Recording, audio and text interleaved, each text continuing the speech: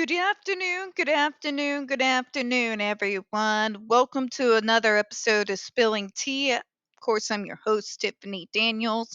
We are going back to that horrible world known as the JRC, but before we do the usual disclaimers, now I'm only doing two front loads this week, folks.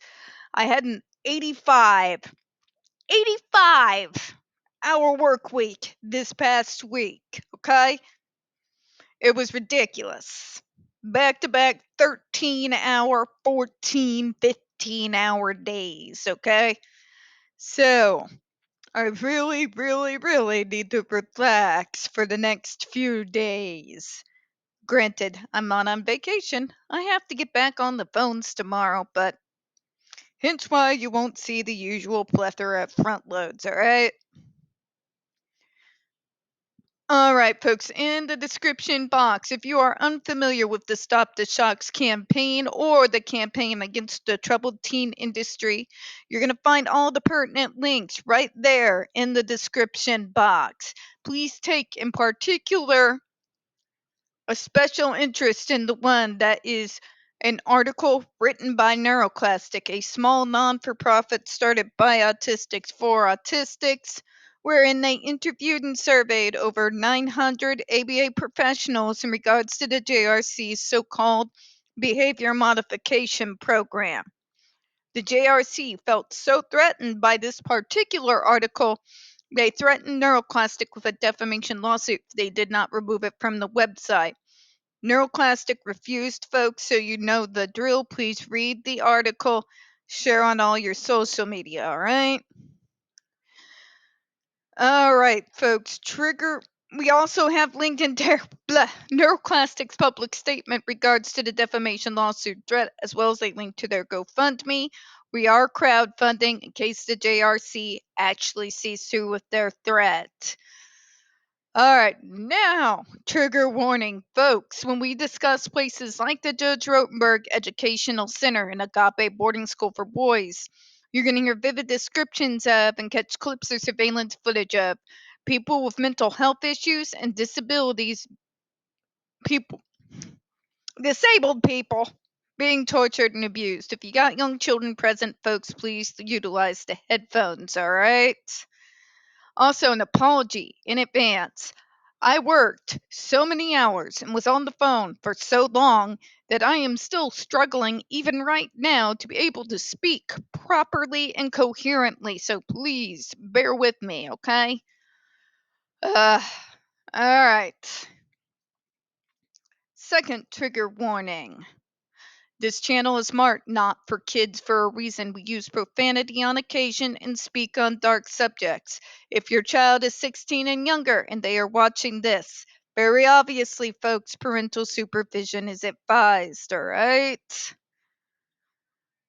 Okay, so let's go back to where we were, shall we? We're going to do these two paragraphs together, even if we're rereading them a little bit, just because I still can't wrap my brain around what it is they're trying to say here, okay? But if the device is intended to treat insomnia or anxiety, it can be marketed without regard to that process. To know whether a device may be legally marketed, then it may be necessary to consider the device's intended use. Or hear me out on this. Hear me on this, DC Circuit Court. Hear me out. If the device has not been approved by the FDA, it's not should not be considered legally marketed. Okay? There's no need to overcomplicate things.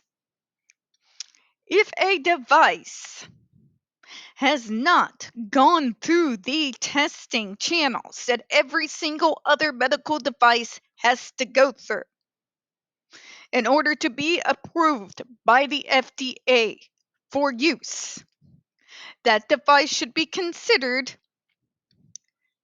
not legally marketed. All right? Very simple.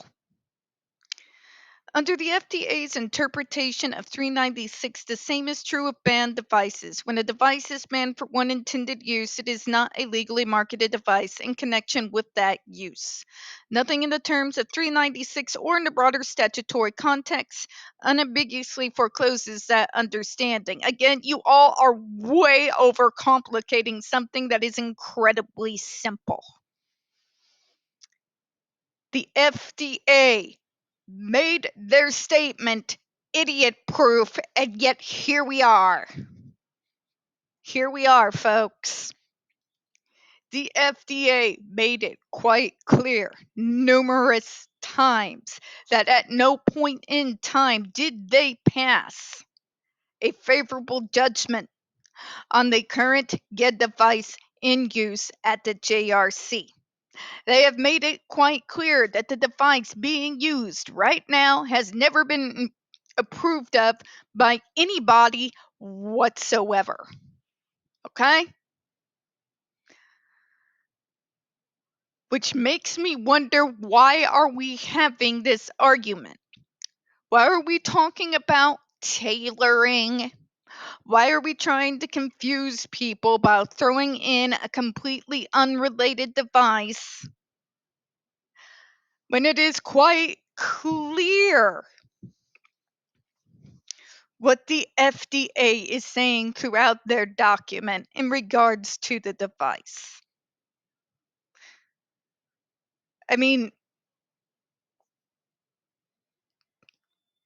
you know, this is the kind of moment where you just sit there and stare at them and wondering what in the name of God is wrong with that person. You know what I mean? You ever have that moment? That moment where you just stare at someone and you wonder how the hell they actually retain the ability to breathe without somebody telling them it's necessary for living? This is me with this entire article, okay? Even with the dude who is supposedly on our side, it seems every single buddy is missing the point. Every single buddy doesn't seem to understand the FDA's not trying to tailor anything. They are not trying to basically do what they're saying here, but you're banning it from all device for disuse, but you're not banning it for everything. It's like, dear God, excuse me, trigger warning, I'm gonna curse, motherfucker. What are you even talking about? What is this idea that you have to group ban a whole slew of devices, including devices that have nothing to do with this argument in the first place? Like, what even is this? And the idea that you're arguing with legally marketed device for a device that has not been legally marketed according to y'all's definition. Like, Jesus Christ, you're making me go Missouri. And I hate going Missouri. Whew, I gotta breathe, right? I need some of that ashwagandha tea after this and some therapy. To the contrary, in light of the use-specific operation of the FDA's regulatory authority over devices more generally, it stands to reason that the agency's banning power can be understood to function in the same way. So, what are we seeing here, folks? That even the dude who actually did his homework and read is still missing the forest for the trees. They're still believing that the FDA is trying to tailor what a device can and cannot be used for and is banned for a particular use.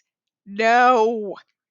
If you read any of the language in that 2020 decision from the FDA, it is quite clear. You would think it would be idiot proof that they were banning the device outright. Period. It means not approved for any use anywhere at any time. It couldn't have been more clear than if I got Roadrunner walking around with an Acme sign where they have it in giant letters. Okay? They are completely, more than likely, willfully misunderstanding that 2020 decision that the FDA made. They're splitting hairs, as it were. But the way in which they are splitting hairs makes my brain hurt. I'm pretty sure there's a few of you who watch these videos with me whose brains are also hurting at this point. We're going to go ahead and close out on that one, folks. We don't get very many views on this channel. The few that we do tend to get removed from time to time. So please, folks, don't forget to hit that like button, hit subscribe, and don't forget to hit the comments. I do appreciate your time. As always, folks, we here at Spilling Tea hope you have a good one. I'll see you in a few minutes right after I send out the other video from earlier in the week. Bye-bye, everyone.